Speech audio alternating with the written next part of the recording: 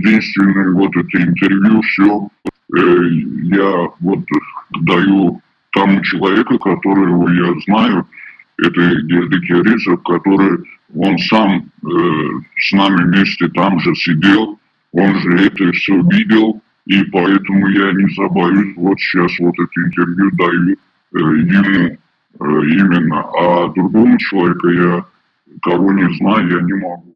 Много слышу в интернете, там тут, короче, за наши это тюрьмы, за беспредел туркменских лагерей. Вот это я хочу рассказать, потому что я сам там сидел, я это все проходил от начала до конца, и поэтому хочу рассказать, какие беспределы происходят там. А то, что говорят, очень много говорят понаслышке, то, что не видели сами своими глазами или же не испытывали на своей шкуре.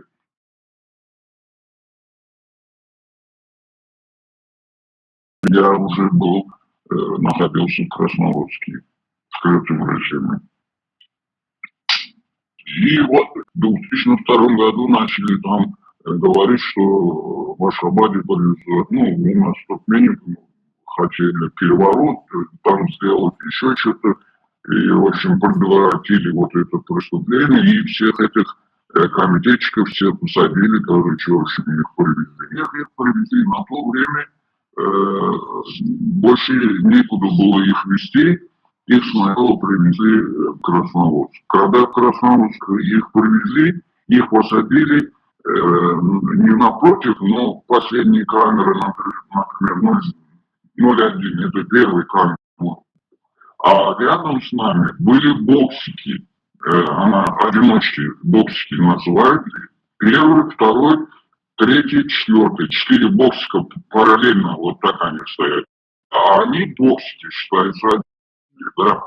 В первом камере боксики сидел Мухаммед Назар, в второй камере сидел Какаев Хайд Какаевич, в второй камере сидел, а в третьей камере сидел вот это Шкуров. Их привезли в 2002. Их вот я сам лично оказался очевидцем этого всего. Даже там, если вот он крикнет, даже погромче будет разговаривать, мы слышим, вот напротив сидит, да? И их убили. Ну, Хайд Какаева били, издевались. Вот, например, иногда бывало, мы на прогулку выходили, а их не вот, например, кушать вот это вот, что им давали, баланду.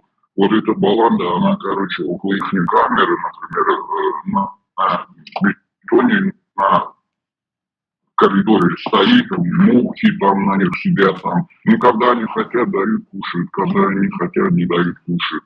Вот так, да, и били, издевались. Короче, там был один такой этот Арас, ну, его все знают, он такой беспредельный был. Он этого Хайд-Мурадов такой был начальник Дина Рахман, это его племянник Ураз, Рахманов Ураз. Это он был личный палач, мне кажется, даже так поговаривали, что его этот дядька начальник Дина, он ему дает указания, а дядьки дают указания президенту. Естественно, что, мол, а он убивал, он их молотком бил, железный молоток, железной ручкой. Короче, он их бил, а они, когда бьют, орет же человек, хочет, не хочет, он кричит, орет. Ну, нам слышно, да, вот это все. Ну, естественно, мы начали там дверь пинать, мы тоже не хотим же, там кого-то бьют рядом, молчать же не будем. И они еще нам говорят, а что вы там, это же не из ваших там, короче, это комитетчики, они вас самих всех посадили, и нас бы посадили, если сидели бы еще на этом месте. Технично их убили, били, вовремя кушать не давали, вообще абсолютно никакие медикаменты, ничего не давали. Там вот иногда даже для прикола они брали дубинку, на дубинке написали аналгин, там пенталгин, там написано на дубинках. Вот когда даже человек просит, дайте, мол, мне голова болит, и вот они эти бьют, да, короче. Никакие, абсолютно никакой лекарства, ничего нету.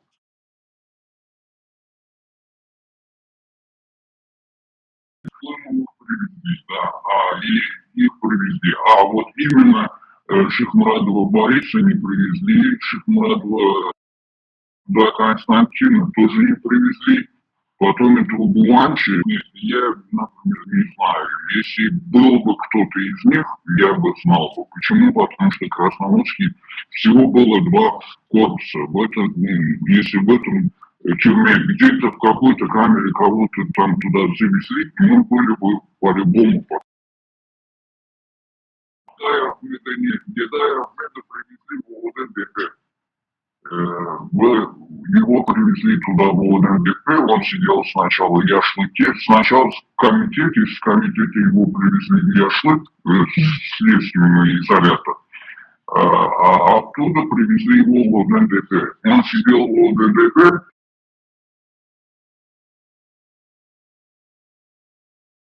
я был там в 2007 году, да, в 2007 году Красноушки тюрьму сломали. А до этого времени ОНД считался филиалом Красноудского Крыктова. Он считался филиалом. А потом, когда его сломали, уже вот нас всех перевезли в этот как его, в ОДНДП. В 2007 году тюрьму уже все сломали. У нас было всего вот последним этапом, мы когда выехали, тогда вот был Джураба Баклевич, министр сельского хозяйства, и вот уже этапировали в ОДНДП с нами вместе. Потом был Кандымов, этот банков, начальник всех этих туркменстанских банков, Кандымов. Он был. Ну, в общем, кто там был, вот всех, да, которые оставались там, еще что остались какие-то, нас всех перевезли в ОДНДП. В 2007 году. Это в августе месяце.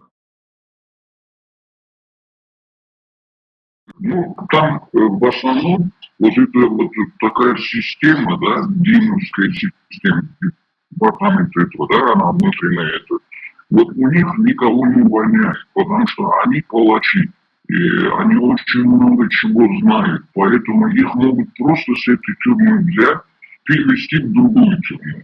Например, с ОДНДП возьмут, переведут Байрам-Али, допустим, там лагерь, зона, все эти директора, там такие люди сидят, чтобы они там продолжали, да, вот исполнять их приказы, кого надо убить. Стабильно, да, каждый месяц один раз ОМОН съезжал. Он съезжал уже вот на вздержку, допустим, если вот начальник тюрьмы, примерно, он не лезет, как будто он ничего это. В основном там начальник вот части, начальник режимной части, вот как на подказ. Они говорят, вот, допустим, вот эту камеру надо пробить, вот такого-то надо отбить, что у него есть. Но не сразу там убить. Допустим, один месяц зашли, там почки отбили, второй месяц зашли, там куда-то сильнее помогли. Там вот так, да, да, каждый раз это самый мало худой конец, 20 вот. Как ряд тем начальник тюрьмы нам говорил, да, что мне положено до 12 человек, я могу, допустим, даже умру здесь, ну, они пишут уже, наверное, что по болезни умер, там, сердце остановился, еще что-то, так пишут, да, 12 человек умрет, ничего страшного. Можно, да, кажется.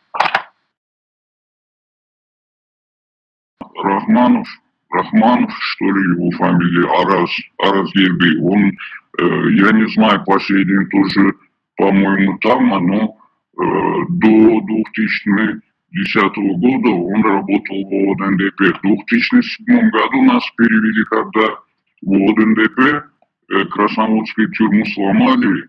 После этого мы были там, я его там видел. Он был начальник режима. там и одновременно исполнял два функции: начальник режима и замполит. Замполитом был там. Да, он избивал молотком. На то время как раз, да, на то время как раз завезли женщин. Человек 200 были женщины тюремного режима, кому дали. А у них на то время в Ташаузе не было в лагере, у них крытый режим. И они сидели все с нами на Красногорской тюрьме. И вот он даже этих женщин за волосы таскал, молотком избивал, короче, в изолятор закрывал в ШИЗО. Рахман Фарас. Он работал раньше в Красногорске, тоже он был, и в ОНДП тоже. Он верный, их чекист. Короче, по предписанию, вот, например, начальника Дина, он всех убивал, да. Да, главный палач, но он доверенный, за это ему не дали. Вот, где вот, например, у нас аэропорт, старый аэропорт, вот, когда ехать туда, там есть элитные дома. В этом элитном доме ему на первом этаже дали 4-комнатную или 5-комнатную квартиру дали ему. Это в Ашхабаде, в городе Ашхабад, да, не доезжая до аэропорта, там это... И таких вот, например, если считать их очень много. Атасалих. Он был начальником этого, как его, начальника опергчасти. Потом он стал замначальником тюрьмы стал. В этом Байрамале, в городе Байрамали, и там он стал замначальником этого. Лагерь, да, этот был там, в этом лагере. Он вот одновременно, вот, например, он же с этим Аразом, они дружили вместе, они вместе одно дело делали. В общем, короче, они вот как доверенные их лица. Потом был один такой Чопанов такой, Чопанов Давлет. Этот, короче, мразь Кончита, он, наверное, весь по локти в крови. Это большинство вот в течение начала уже вот этого они начинали вот с КПЗ, с этого убивать людей, вот этот Чопанов вот убивал, Давлет. Он жил сам тоже в Ашхабаде. Одно время там был разговор, что якобы его сестра тоже наркотиками занималась, там ее посадили, потом его убрали с работы. Вроде бы убрали. А это такая мразь, этот Халниязов. Нет, их туда в Красногорск никого не привозили. И никого из них не привозили. Насколько я знаю, так, конечно, это понаслышке от этих, ну, кто там работает, через них, да, узнавали. Их убили. Их убили сразу сходу. Они даже в ОНДП не были. Мы когда в ОНДП заехали, короче, и там их не было. Если где-то они были бы, мы бы по-любому узнали бы. Это вот Миши Хмрадова там не было. Этого тоже, его брата тоже не было. Одного, по-моему, Борис, второго Константин, да, звали. Вот, и их обоих там никого не было. Я имею в виду, Красногорск не привозили в тюрьму. Да. Батыр Бердыев, я вот не знаю, его не было такого.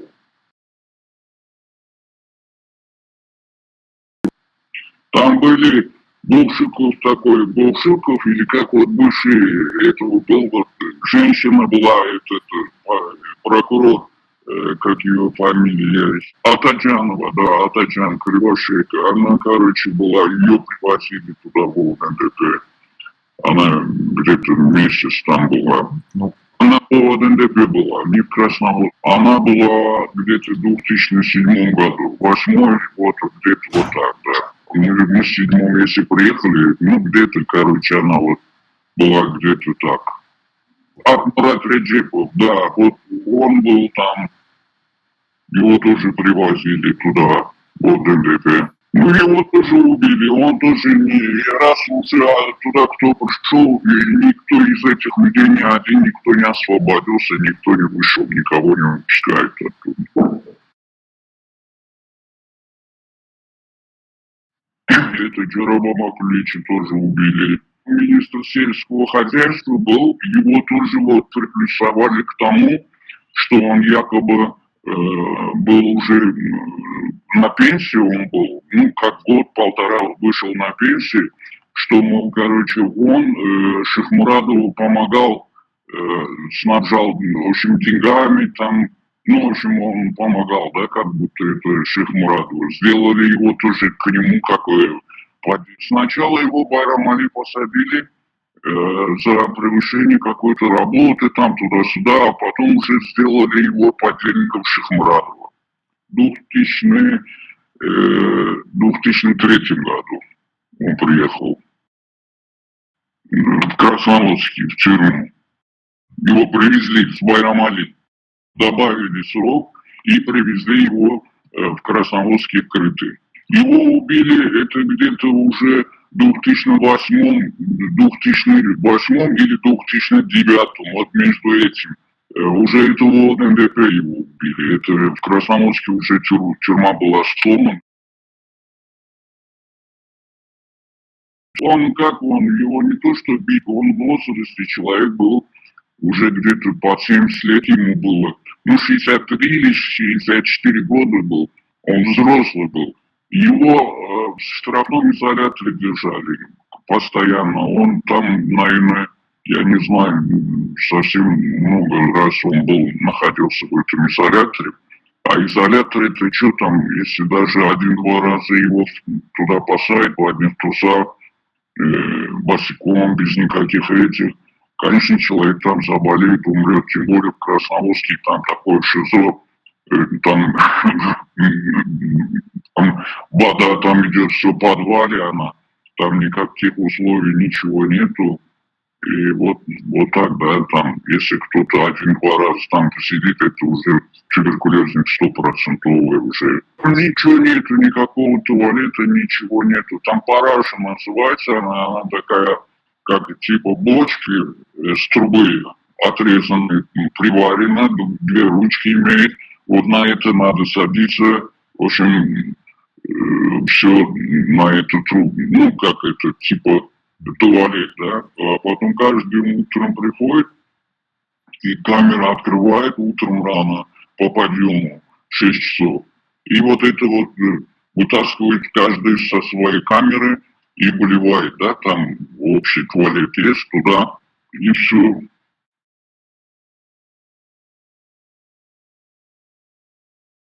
Водки. Да, там кружка воды, там 250 граммовая кружка. Вот утром дадут, в обед одна кружка, и вот вечером 3 кружки по 250 граммовые. Ну, кушать там что, да это можно не называть, там кушать вообще там нету, да, это, мне кажется, вот то, что обед давали, дают вот с этим, которые сидят в камерах, да, вот от них что остается, туда добавляют воду и, короче, типа такой вода, да, там это можно сказать, там ничего, может 2-3 крупинка есть, там вот это дают один раз в обед, все. И хлеба там, 350 грамм хлеба, короче, на сутки. И в какой камере сидел Гербекеризов, там убили Гедай Ахмедова, который был хакимом Вилаята, а потом Ниязов его сделал хакимом Вилаята, ему подарил машину на день рождения. И концовки, короче, героя там присвоил. И сам же его убил. С самого начала начать весь этот беспредел завел туда этот бывший президент Ниязов. Он сделал так, что месяц раз ОМОН туда заходил в тюрьму. И когда они заходили, после их уезда, ну, человека уже самое мало, в общем, 3-4 человека убивали они, да, вот до такой степени били, что там у кое-кого печень лопнула, у кого-то там сердце остановился и печет вот так, да. В общем, эти ОМОНовцы приходили, а внутренний вот начальник тюрьмы, начальник оперчасти, начальник режимной части, они уже говорили, какие камеры заходите, кого надо убить, кого надо это делать, они уже заранее давали им распоряжение, да, вот этим ОМОНовцам. Вот так ОМОНовцы заходили. Каждый месяц на протяжении, я вот там, если сидел последние 14 лет, больше даже, около 15 лет, вот за это 10 лет стабильно каждый месяц заходили. И каждый месяц там убивали людей. Во все лагеря, не то, что именно к нам, ОНДП. ОНДП тоже приезжали, Красноуст постоянно приезжали.